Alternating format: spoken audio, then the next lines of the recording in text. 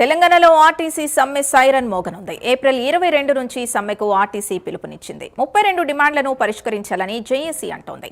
ప్రభుత్వంలో విలీనం, PF, CCS బకాయిల చెల్లింపు, కార్మిక సంఘాల ఎన్నికల నిర్వహణ, మహాలక్ష్మి పథకం సబ్సిడీ నిధులు విడుదల చేయాలని డిమాండ్ చేస్తోంది.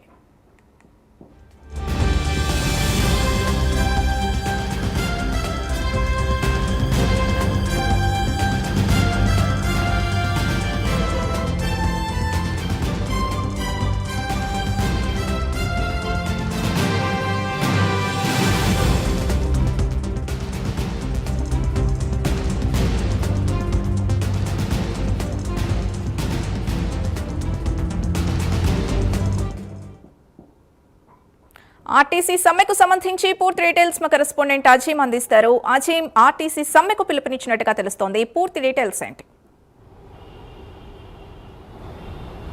Telangana RTC joint action committee April 22 అంటే ఈ నెల 22 నుంచి కూడా సమ్మెకు దిగాలని చెప్పి కూడా ఏదైతే పిలుపునిచ్చింది.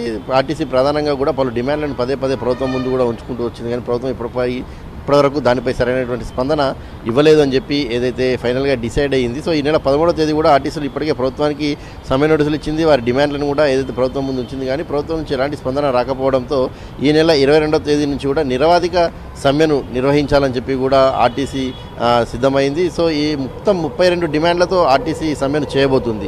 ఈ 32 డిమాండ్లలో ప్రధానంగా మనం చూసుకున్నట్టయితే కూడా ఏదైతే ఆర్టీసీని ప్రభుత్వంలోకి విలీనం చేయాలి, ఆర్టీసీ కార్మికులను ప్రభుత్వ ఉద్యోగులుగా ఏదైతే గుర్తించాలి, ఏదైతే ఎన్నికల సమయంలో ఇచ్చినటువంటి హామీ ఏదైతే ప్రభుత్వం ఇచ్చిందో హామీని నెరవేర్చాలని చెప్పి కూడా ప్రధానమైనటువంటి డిమాండ్ని ముందు పెట్టింది. అలాగే ఆర్టీసీలో గుర్తింపు ఉన్న సంఘాలకు సంబంధించినటువంటి ఎన్నికల నిర్వహణకు సంబంధించిన అంశంపై కూడా ప్రభుత్వం ఒక నిర్ణయం తీసుకోవాలని చెప్పి కూడా ఏదైతే ఆర్టీసీ ఉద్యోగులు డిమాండ్ని తెరపై ఉంచారు. ఇక దీంతోపాటు వేతన సవరణ అంటే పీఆర్సీకి సంబంధించినటువంటి 2021 నుంచి మరియు 2025 వరకు ఏదైతే పీఆర్సీకి సంబంధించినటువంటి ఉన్న వేతన సవరణను వెంటనే అమలు చేయాలి. అలాగే బకాయిల చెల్లింపు, ప్రొవిడెంట్ ఫండ్ కావచ్చు, అలాగే క్రెడిట్ కోఆపరేటివ్ సొసైటీ సీసీఎస్ సంబంధించినటువంటి బకాయిలను వెంటనే విడుదల చేయాలి. అలాగే ఎలక్ట్రికల్ బస్సుల నిర్వహణకు సంబంధించిన విషయంలో కూడా ఆర్టీసీ కార్మికులు కాస్త నిరుత్సాహంలో ఉన్నారు. ఏదైతే ప్రైవేట్కి సంబంధించినటువంటి వారికి ఆర్టీసీ బస్సులు ఏదైతే ఎలక్ట్రికల్ బస్సులు ఇచ్చి నడిపిస్తున్నారు, దీనివల్ల ఆర్టీసీకి తీవ్ర నష్టం జరుగుతుంది. కాబట్టి ప్రభుత్వమే దీన్ని టేకప్ చేయాల్సిన అవసరం ఉందని చెప్పి కూడా తమ డిమాండ్లో పొందుపరిచారు. ఇక దీంతోపాటు మహాలక్ష్మి పథకం కింద ఏదైతే మహిళలకు సంబంధించి ఉచిత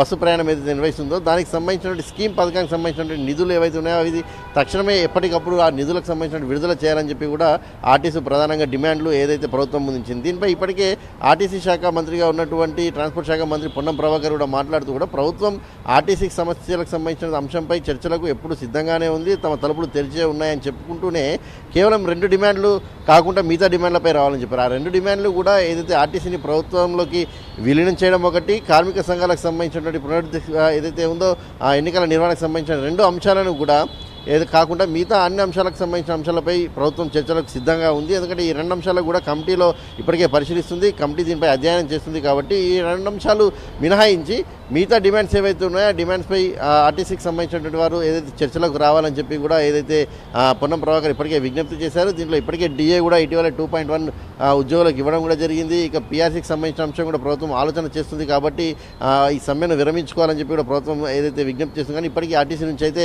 ఎలాంటి స్పందన లేదు. ఒకవేళ ఆర్టీసీ కనుక సమ్మె చేసినట్టయితే ఏప్రిల్ 22వ తేదీ నుంచి కూడా సుమారు 6,000 బస్సులు రాష్ట్ర వ్యాప్తంగా కూడా నిలిచిపోయేటువంటి ఆస్కారం ఉంటుంది. సో మొత్తం చూసినట్టయితే 6,000 బస్సులు నిలిచిపోయినట్టయితే తీవ్రమైనటువంటి ఇబ్బందులు ప్రజలు గురవుతారు అనే విషయాన్ని కూడా ప్రభుత్వం దృష్టిలో ఉంచుకోవాలని చెప్పి కూడా ఏదైతే ఆర్టీసీకి సంబంధించిన నేతలు ఇప్పటికే చెప్తున్నారు. మరి ప్రభుత్వం దీనిపై ఎలాంటి స్పందిస్తుందో చూడాల్సి ఉంటుంది. ఎందుకంటే ఈ నెల 13వ తేదీన ఇప్పటికే నోటీసులు ఇచ్చినప్పుడు ప్రభుత్వం పట్టించుకోలేదు. కాబట్టి ఈ నిరవధిక సమ్మెను మేము ఈ నెల 22 నుంచి కూడా స్టార్ట్ చేయబోతున్నామని చెప్పి ఆర్టీసీ జాయింట్ యాక్షన్ కమిటీకి సంబంధించిన నేతలు అయితే పిలుపునిచ్చారు. మరి ప్రభుత్వం ఒకవైపు చర్చలకు సిద్ధంగా ఉందని చెప్పుకుంటూనే ప్రభుత్వం ఆర్టీసీకి సంబంధించిన ప్రధాన 2 డిమాండ్లు మాత్రం మినహాయించాల్సింది ఉంటుంది. అది కమిటీలో ఉన్నాయి కాబట్టి మిగతా డిమాండ్లకు సంబంధించిన అంశంపై ముందు చర్చలకు రావాలని చెప్పి కూడా పిలుపునిచ్చింది. మరి దీనిపై ఆర్టీసీ జాయింట్ యాక్షన్ కమిటీ ఏ రకమైనటువంటి చర్యలు తీసుకుంటుంది, ప్రభుత్వంతో చర్చలకు వెళ్తుందా, ఆ 2 డిమాండ్లు మినహాయించి మిగతా డిమాండ్లపై చర్చలకు వెళ్తుందా, లేదంటే ఆ 2 డిమాండ్లే ప్రధానంగా ప్రభుత్వం ముందు ఉంచి ఏదైతే సమ్మెను కొనసాగిస్తుందా అనేది చూడాల్సి ఉంటుంది. Sindhu, thank you Azeem.